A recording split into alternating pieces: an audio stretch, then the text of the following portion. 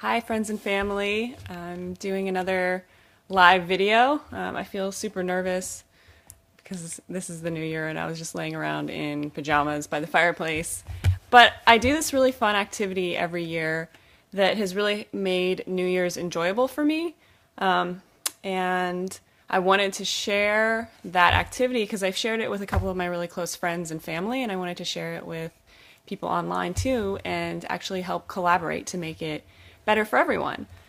So a couple years ago, I actually started this in 2011, and I was spending New Year's alone that year. It was just me and my puppy.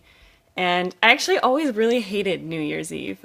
It was my least favorite holiday ever. And the reasons for that are, if you know me at all, I don't really like loud parties. I don't drink alcohol. I just don't really like the kind of the vibe that goes with New Year's Eve. So I always felt like I either had to be dragged out to places that I didn't like. And I also got really depressed on New Year's Eve. I always felt like, oh my God, another year's passed. What am I doing with my life? And I would start thinking about kind of a lot of like anxiety and this pressure as like time's passing. And so I was spending 2011 by myself with my puppy, and I started this, I was just at home and I was actually making art, and I was writing, and I came up with this activity that not only helped me reframe New Year's Eve in a way that it's now my absolute favorite holiday, but it also helped to reframe the way I look at the past year and the coming year that's profoundly changed my life. It's actually created this like sense of hope and inspiration and excitement about every year that comes. And it was actually a really simple activity. So what I did was, and you can do this on New Year's Eve, you could do it on New Year's Day, which is also what I'm doing today. I'm actually sitting down by the fireplace finishing up what I didn't finish last night. But it's just kind of like a little bit of creative journaling.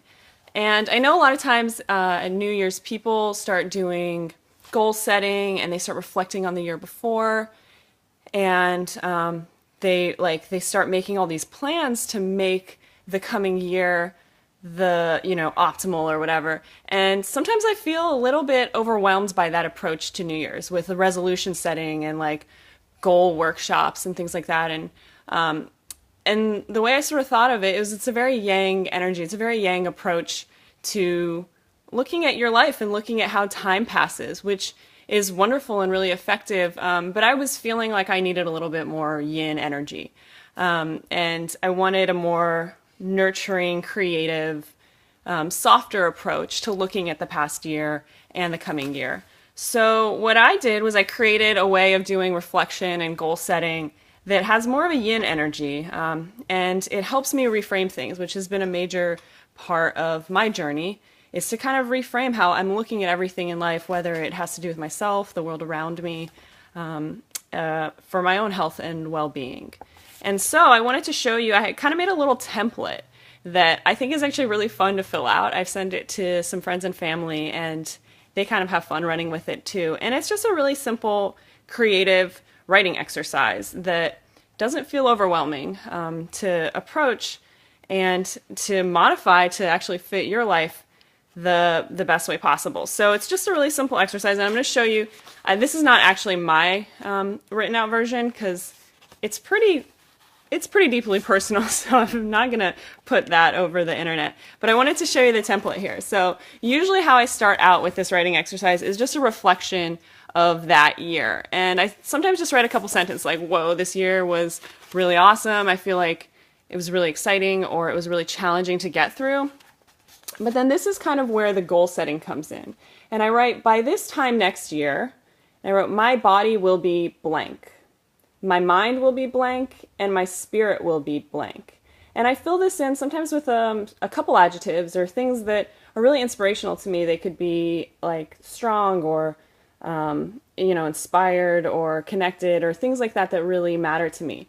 But I follow that up with, I will do this by, and these are specific actionable steps.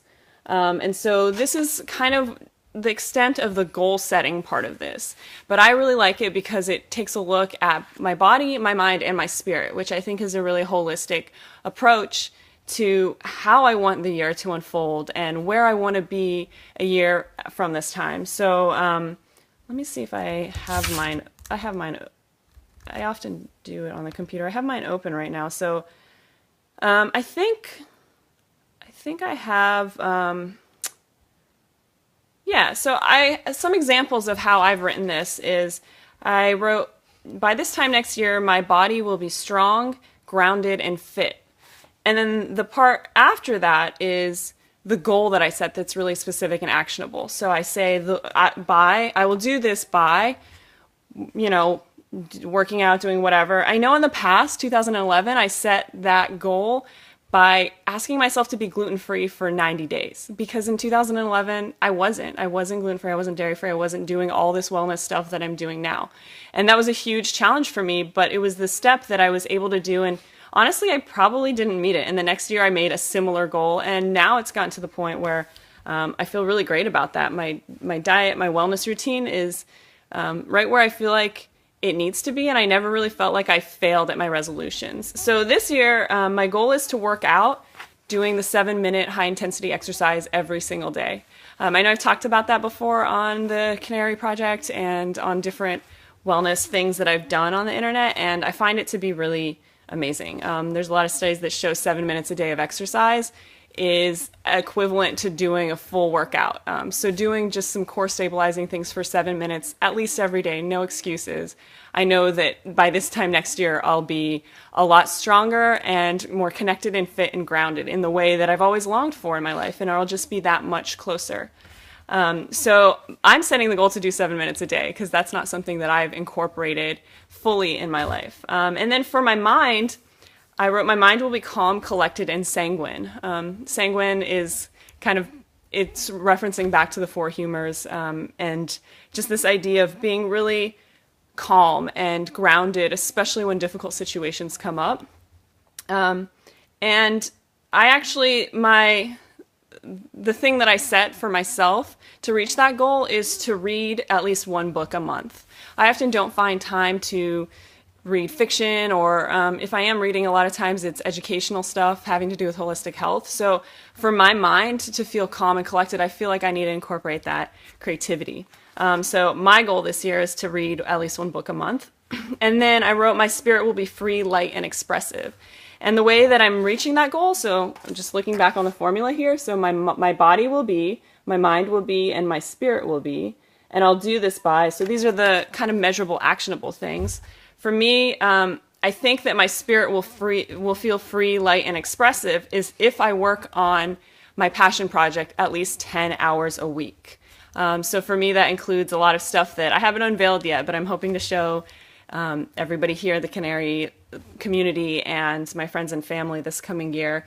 But it's a lot of my passion projects, and I'm going to commit to working on that for 10 hours a week. So that's the goal setting stuff. That's kind of the most yang stuff that is in this thing. Now, these are my favorite things that this is what I invented that New Year's Eve that I was hanging out by myself. So this is what I call year in a flash. And all I did was list the months: January, February, March, April, May, June, July, August, September, October, November, and December. You can do this handwritten. You can do it in, on the computer in a Word document or something.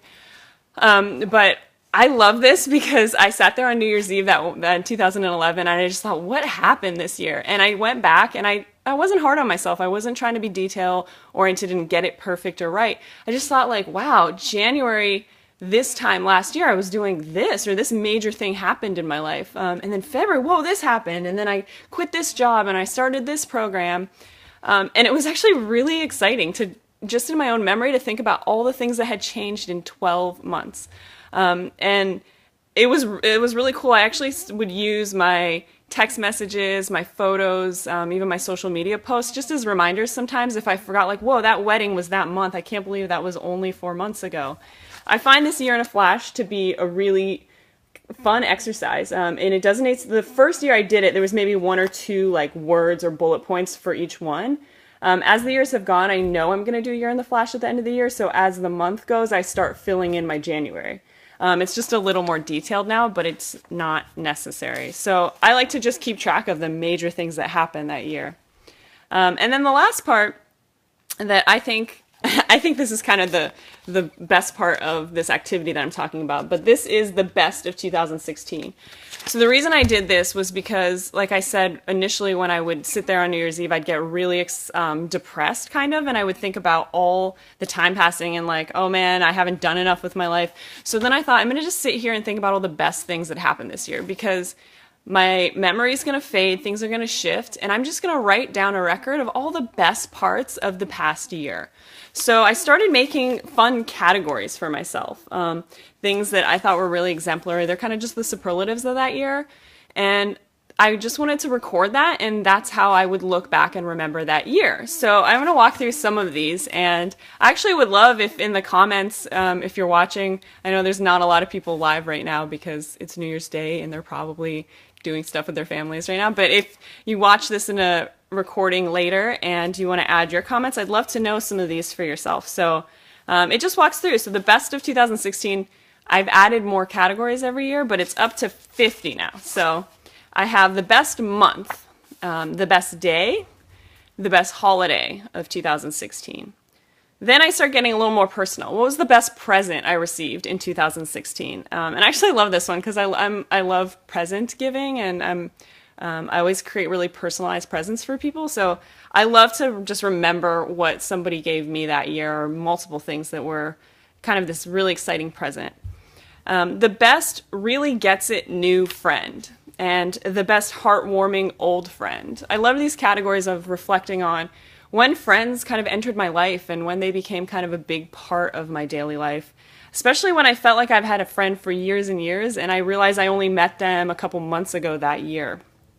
There's the best visitor, the best influence, the best worst news. And this is where I really started getting real about what was happening in life. Like, not everything's the best and wonderful and contributes to your life in this fantastic way, but what I think is really important is being able to take stressors and take things that haven't been easy, have been challenging, have been difficult, and look at the silver lining and what's come of that. So I think the best worst news is one of my favorite categories, where you can look at something that sucked when it happened, and you can kind of spin that for yourself and see what happened as a result of it. The best family reconnect and the best friend reconnect. I have a really large family, and I've known a lot of people around the world that are friends, and it's always great to see when they pop back in your life and you get that heartwarming connection again. The best surprise of 2016. What was the biggest thing that happened that just caught you off guard?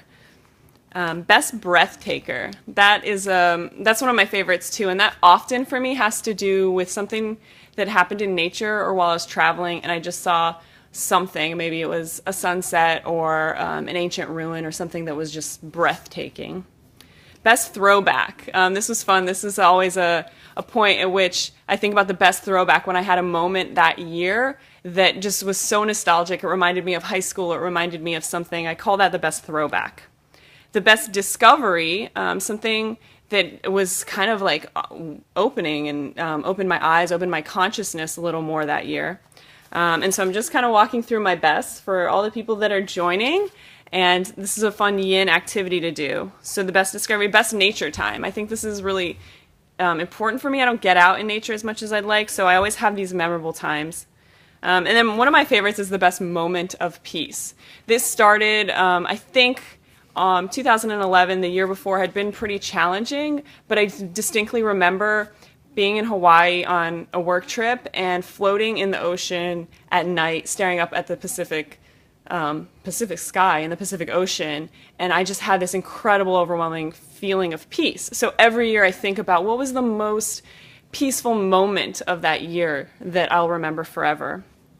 Best bodywork. I love bodywork. I think it's one of the most profound things humans can do for each other. So I always think about the body works that I've gotten, whether they're chiropractic adjustments, massages, fascial things, energy work. Best mind trip. This is always really fun. Maybe it was in a movie, like I think after everyone watched Inception or Waking Life by Linklater, they were just kind of like, whoa, I don't even know how to process that. But sometimes it's something that happens in your life. Like, what was that mind trip for you this year? Best humbling moment. This is also really important for me. This is a way of reframing something that maybe was embarrassing, or maybe was just really challenging and you didn't even want to think about again, but it was actually a really profound moment that year where you felt humbled and you felt as if there was things that were bigger than you. So I love the best humbling moment. That's one of my favorite categories to fill out, is what humbled me that year, because sometimes we need to check our egos. The best meal, often there was like a really memorable meal that I had that was really great. Best experience, best addiction. Now, I say this kind of tongue-in-cheek because addictions can be really challenging and devastating to people, but sometimes there's things that we just like crave all the time and we get addicted to. For this year, what I wrote for my best addiction was probiotics. I've always kind of taken some probiotics here or there, but this year they were like right there in my fridge, and I actually am addicted to the taste of probiotics. I think they're really, really good, and I would take them kind of consistently, and I noticed a significant improvement in my health because I was kind of addicted to the taste of my probiotics. I put a category called Best Magic. I like to view the world as kind of magical, kind of things, synchronicity, things that we can't explain, the intangible. So for me, it's always important to remember how that magic still comes through my life. Now it gets to be a little bit more challenging. So these are things like, there's about 25 more. The best risk that you took that year. Maybe it was something that you were really scared that would work out or not. Maybe it didn't work out, but it was a really great risk you took. The best challenge and the best adventure you had this year. And then these are two of my favorite, actually. The best spontaneous decision that you made that year and the best calculated decision you made. Because sometimes things are, you go headstrong and you decide to do it, but it was just spur of the moment, and it was something that you hadn't really planned, and other things you've planned and they've really paid off over time. Best mistake. I think this is a really fun way to look at how you reframe your life. Something that you still look back on and you think was a mistake, but you're able to, similarly as the worst news, see the silver lining of how that played into the whole story of your life. And it was actually a really great mistake that you made. Best personal achievement. This is sort of like checking off something on the bucket list, something that you've always wanted for yourself. What was that personal achievement for you? Best music, best movie, best show, best performance, best book. Those are all kind of like, I think, time capsules. It's a great way to sum up 2016. Like, what was your favorite song that you listened to over and over again? And it's awesome to have a record of this every year so that you know at what point you were really into the Spice Girls or, whatever it was, and you can look back on that and know that at that time that was the best song for you. Best dinner party and best night on the town. So that's kind of like socializing in the house and socializing out in the world. Best family time, that you really felt connected or really had this sense of family. And it may not be with your blood family, it may be with a community. Best project that you started that year. The best new idea you had in 2016. Mark that down, because sometimes it could grow into something really huge, and it would be really great to have this awesome document of, that was the year that I came up with that new idea. Best life milestone. Best seminar or conference or class that you took. I go to a lot of health seminars and conferences, and so it's always fun to like pick the most profound one for me. Best learning experience, best deep insight, best date and best fun time, best phrase, best quote, and best new find. So that's kind of the summary of it. I think the first year I did it, it took me maybe an hour. Now I spend a little more time reflecting on everything, but I have this template of the reflections and kind of the goal setting part, the year in a flash, and then I have the best of 2016. So anyway, I just wanted to share that with you guys, and I would love to hear suggestions for new categories, new ways to kind of collaborate and make it more exciting. So I'm actually going to put this in the comments. I'll copy and paste my template in there, and I invite you to just take it, copy it, modify it, add categories, leave comments on some of the best things that happened to you this year. Thanks for joining, and I hope we will have a great 2017 together, and I look forward to connecting with people virtually and in person. Thanks.